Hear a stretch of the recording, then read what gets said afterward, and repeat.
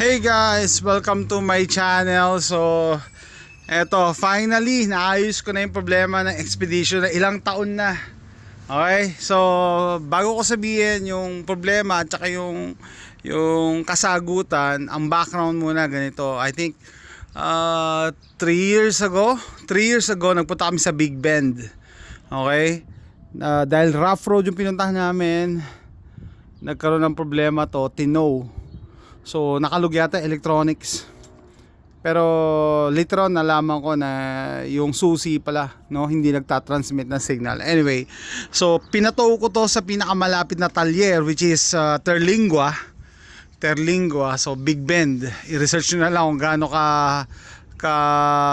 ano yun, ang tawag dito, kaliblib ang Big Bend. So tinow to sa Terlingua, nag-iisang mekaniko doon, nag-iisang shop. Tapos nag-camping kami doon sa Terlingua. Meron doong hotel na may campsite yung likod, nag-camping kami. And the following day, binalikan namin to.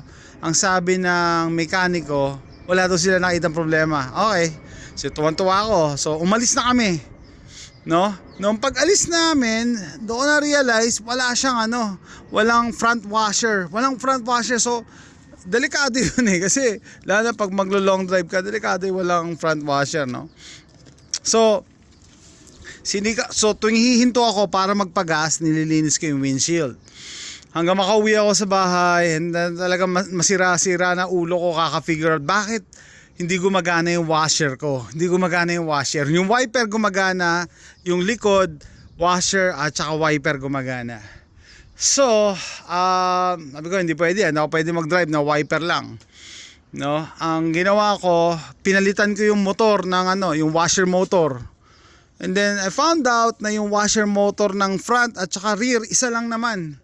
Sabi ko, tataka talaga ako, ba't di gumagana yung harap, yung likod gumagana? Isa lang ang motor. Anyway, pinalitan ko na rin yung washer motor, ganun pa rin. Yung likod gumagana, washer and wiper, harap wiper lang. Tapos may nabasa ako sa forum ng mga Ford owners na yung control daw sa washer motor related daw sa sa wiper. So pinalta ko yung motor ng wiper, talaga mahirap yan kasi tatanggalin mo lahat dito. So pinalta ko siya, tapos hindi pa rin gumagana. Tapos sabi ko, baka naman may nakatagong fuse. Baka may hiwalay na fuse para sa wiper, may hiwalay na fuse para sa washer motor. Wala. Isa lang ang nila. Okay, so hanap ako ng hanap. Di ko talaga ma-figure out ano ang problema. Bakit wala akong washer sa harap? Okay, so sabi ko, wala. Kahit anong research ko sa internet, wala. So, ang ginawa ko para magamit ko yung sakyan, pinatay ko na yung washer sa likod. Pagpapalitin mo lang naman yung tubo So para ma-access mo yung washer motor, tanggalin mo lang tong headlight, dalawang screws. Yan, tanggalin mo lang yan, pop mo patras, andyan yung washer motor.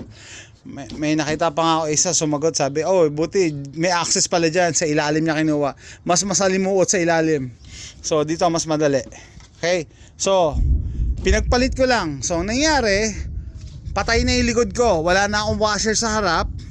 Sa likod. Sa harap meron na akong washer. Na-activate lang yan pagka ginagamit ko yung switch para sa likod. So weird, pero ganun ginawa ko for 3 years.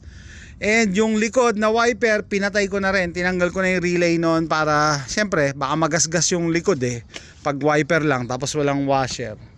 Okay, so last night, dahil binibenta ko na nga itong Ford Expedition, may nagtanong sa akin, ano daw problema, baka may problema. Sabi ko, yun lang ang problema, yung washer sa harap.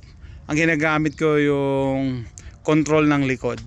Pero ngayon, nung tinype ko sa internet, meron nang nakasagot ano ang problema nito. Okay guys, ang nangyari pala, kaya kinuwento ko rin yung nung nagpunta kami sa Big Bend, no? Dito sa fuse.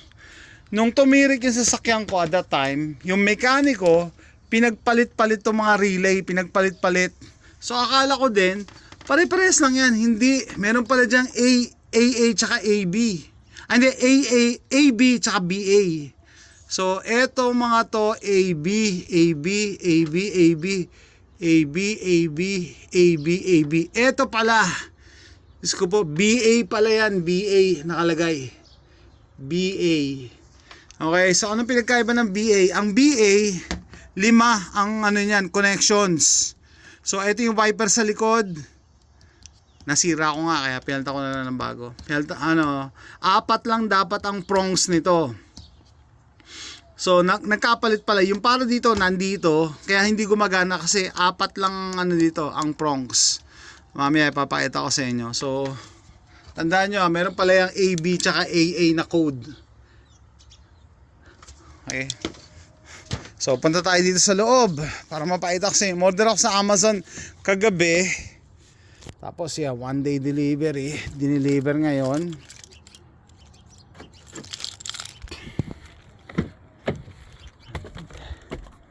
Yes. Bango. Ito. 2-piece chicken joy. Ayan. 4 lang na na prongs. Ito yung ito yung AB. AB ba to? Tama. AB. Yung BA 5 ang prongs.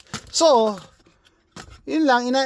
Nilagay ko lang yung dapat 5 dun sa pinakauna. Yung BA. Start natin. So ngayon, gumagana na siya. Ayan na. Tapos sa likod,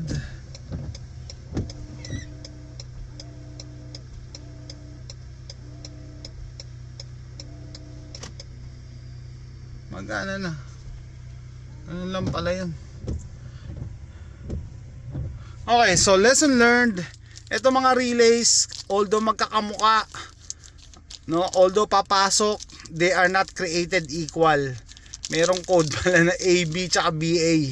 Nakakalito lang, sa unang tingin kala mo parehas lalo na parehas na letter ang ginamit nila, AB and BA. Ano ba dito? Wala siya nakalagay dito ng code. Yan dito yung code niya pala. Plastic pa kasi. Yan, AB to, AB. So AB nasa pang-4 to. Yung pinakauna dapat BA. Yung pa nag-iisang BA, yun ang nagkamali. So, yun ang ginawa malamang ng mekaniko sa Terlingua. Pinagpalit-palit yung relay. Tinignan ko anong problema ng kotse. Tapos hindi yan naibalik sa tama. Tapos ako rin, hindi ko rin ma-figure out. Kaya ganon. Pero so far so good. Ayos na. Wala nang problema sa Expedition. I was very honest naman doon sa nag-i-inquire. Sabi ko, yun lang problema niyan yung wiper, ginagamit kong washer dito, rear. Tapos pinatay ko na yung likod. Pero ngayon, ayos na. So, that's it guys. Quick video lang, no? Alam ko naman, discontinued na Expedition sa Pilipinas. Pero may similar kayo na problema sa Ford, na may wiper pero walang washer, either barado, clogged yung yung washer na hose, or check nyo yung relay, baka mali ang nilagay nila na na part number ng relay. So that's it guys, thanks for watching, bye.